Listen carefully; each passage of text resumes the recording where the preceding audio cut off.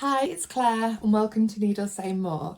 Today I wanted to show you two methods to temporarily attach two pieces of fabric together. One by hand with a sewing needle and one using a sewing machine.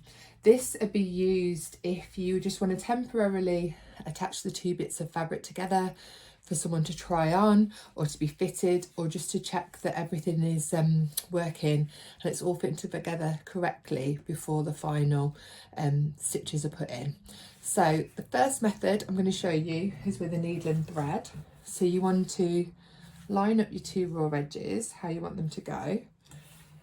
I'm going to use black thread for this demonstration just because it'll be easier to see than if I'm using matching or coordinating thread. So I've lined up the two edges that I want to go together, and then using my needle and thread I'm going to pass this over and under through. So with a tacking stitch you want to make sure that the stitches are quite big and quite loose, because this is only to temporarily hold the fabrics together, and the intention is that these will be removed later on once the final adjustments are made. So I'll just remove the needle. So it's not particularly neat, and that is totally fine. So this is called a tacking stitch, and it's literally just to temporarily hold those together.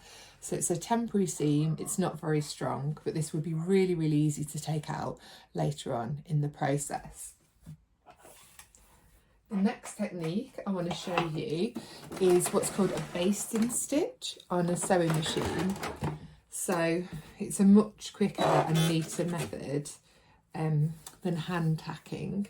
So you want to select a straight stitch on your machine, and you want to increase the stitch length to the maximum size. So on this machine the maximum length I can have my stitches is 5mm. On other machines there might be a dial where it's small stitch, medium stitch, long stitch, and you want to just select long stitch. You don't want to back stitch on this basted seam, because remember we're going to take it out later on. This is just to temporarily hold it in place. So I'm going to line up my two raw edges on my 1.5cm line here. That's my makeup model. And then I'm going to sew all the way down. When I get to the end, use a scissor button. Again, not back stitch. So that is a base stitch. So compared to this tacking stitch, it looks much neater. It will be much stronger for trying on garments and getting an idea of how they fit compared to a tacking stitch. It'll be slightly harder to take out, but still fairly easy because the stitches are quite big, and it'll be easy to get your unpicker in and take it out. So there we have it, two methods, one by hand, one by machine, to temporarily attach fabrics together.